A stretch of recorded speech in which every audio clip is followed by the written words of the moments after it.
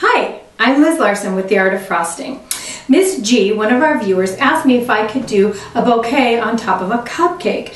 Well, I thought it'd be a fun little idea that we could use for all kinds of upcoming spring things. Even for Mother's Day, this might be a really cute one. I'm just going to show you how to do a few quick flowers. Now, if you don't know how to do these flowers, I will link at the very end of the video the videos that show exactly how to do these. So don't feel bad if you're not an expert at these yet. I will show you how to do them at the very end. So let's get started. So I'm just going to use this coffee mug. You guys have seen me use this one before. It's just a porcelain mug. You could use a teacup or any little kind of a thing that you could find to put it in that's about the right size. I'm using a cupcake size. This is a 2-inch, but you can see it's a little taller. Really is the size of a cupcake, but I'm using this little 2-inch pan, which I adore. And anytime I have an extra half cup of cake batter, I make these because I use them for different things. And I think it's cute. So basically all we're gonna do is take this mug and stick our cupcake down in it. Now, because you have all this room down below, this would be a perfect place to put some pie filling or some custard or some jello, some yummy thing that you like down in here. Just make sure it's not super wet so that it doesn't soak the bottom. Like you wouldn't want to put a liquid in there, but that would make this a really yummy treat. Since everyone in my house is totally sick of cake, I'm not going to do it because they're probably not going to eat it. So I just want to stuff it down in about like that. Make sure it's secure so that it's not going to fall out. Like dump it upside down and make sure it's not going to fall out. Just stick it down in there. I'm not even going to bother to ice it beforehand. I'm just going to stick it down in there. So many of you have been asking me lately about color striping, that I wanted to use this opportunity to show you guys another little trick. So I'm just going to use a number 104. This is just a small rose tip because I've got a small surface here and my bag. What I'm going to do with this is I'm going to triple load this bag in a way that you haven't seen me do before. I'm basically just going to stack colors. So I've mixed up a hot pink and a pale pink in the same bowl, and I still have a little bit of the bright pink color left on my bag. So I'm going to go ahead and stripe the lower third of this. So I'm just rubbing basically the leftover color onto one part of my bag, which means that I'm going to have that bright stripe throughout. But what I'm going to do is I'm going to take my hot pink and I'm going to put it down in first, in about the first third of the bag. Now we're not going to need a lot here because we have a really small surface and we want to use all three colors. I'm going to take the next scoop, put it in the middle. You can see there about the next quarter to third. And then the rest I am going to fill with white icing. We're going to get 3 shades of color. Now you could use this with like a pink and a lavender and a white, or a pink and a peach and a yellow would work. So any colors that kind of relate to each other will work fine this way.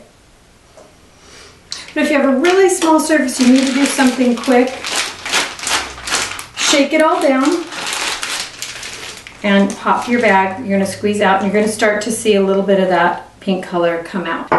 Next, I'm going to start my flowers on my cupcake. So the first flowers are going to be sweet peas. I'm not sure if I've showed you guys this one before. What I want to do is I want to mark 3 places here.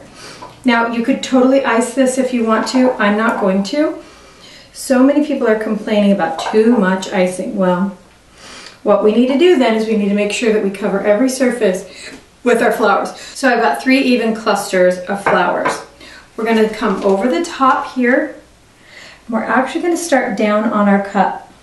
This is a squeeze and rock backward. Squeeze and turn my wrist. Squeeze and turn my wrist. So there's one. The next one is going to go next to that. And the next one next to that. So you can see you've got 3 in kind of an arrow shape. And then 1 here in the middle. So I'm going to turn now. With this method, you're going to get, hopefully all of these will be fairly hot pink with a stripe. But if they aren't, that's nothing to worry about either, because you want your colors to be variegated and interesting. So squeeze and rock back. This is a very quick flower. You want to learn to do it on a flat surface first, and then you can really pipe it anywhere. And make sure your petals are in 3s and 5s, an odd number. Okay, so I've got my cascades of sweet peas placed. I'm going to squeeze a little bit out. Now I've got my pale pink coming through, and I'm going to go ahead and make a rose. If you're new and haven't seen me do this before, you want to watch how to pipe a rose on a stick video. So now I've got pale pink with a beautiful hot pink edge, and I'm going to put that right on top. Now I want to do 5 petal flowers. So a 5 petal flower is a squeeze and a rotate, and what I'm starting to do is give it a little pad underneath. So you'll see me make a loop and didn't do my petal. I'm going to squeeze, make a little pad, and then rotate my petal. Squeeze, make a little pad, and rotate my petal. And you can see as I have to turn it away from myself to get that 4th petal on. And that's what you'll need to do. You'll just need to keep rotating your cup so you can get the petals on there. I haven't figured out a way to show you how to do it all the way around. There we go. While I'm here, I'm going to go ahead and just make a little rose bud. Just my first 3 center petals. 3 center petals and 1 long one. And I'm just going to start tucking that in. Now we don't want too many of these, just maybe 2 or 3. We're going to add some green. You can see my white starting to come through now. Imagine if this were peach and pink and yellow, the kind of colors you'd start to have. Now I wouldn't like the peach and pink and yellow with this particular mug, but if you had a soft pastel mug and you added peach and pink and yellow, or lavender and pink and white, or lavender and pink and dark purple. So I'm just filling in here. There we go, and now time for a little green. Now I'm going to make some leaves, and I'm going to double use this bag too. I put white down in my bag, I filled it with white, and I'm going to leave the bottom portion white so I can use it for my stamen. Now I could have done the same thing with yellow, put a little yellow in the bottom and the top green, but I'm mixing my green right in my bag. And mixing your colors right in the bag will also give you a type of color stripe. So I'm just going to nick the end just very lightly, come back in and pull 5 stamen. It's a squeeze, pull, and release. You can see there.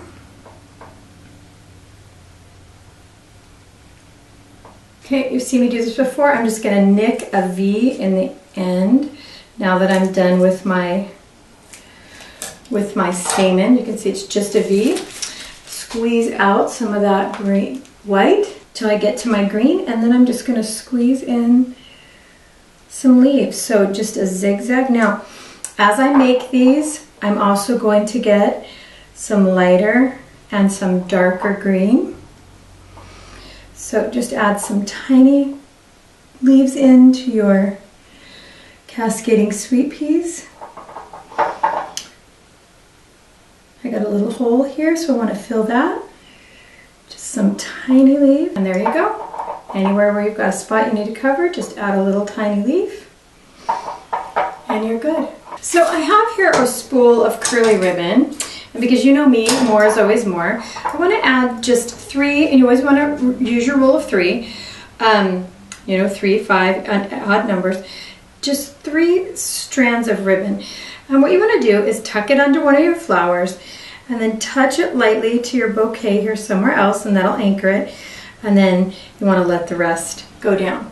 It adds kind of a little bit of height and a little more fun to this pretty little cup of flowers. This really is a fun little design. I think it'd be perfect for Mother's Day. I think it makes a great little birthday. I think it makes a great little birthday cake if maybe it's somebody for your office or for an older person who can't eat a whole cake. I think it's really pretty. So this was a fun little idea. Thanks, Ms. G, for the inspiration. I can't wait to see what you guys do with these and share them with me at The Art of Frosting on Facebook. And you can see lots more cakes. There's a whole catalog there at www.theartoffrosting.blogspot.com. So come over and see what's going on there. See y'all again real soon. Thanks for watching.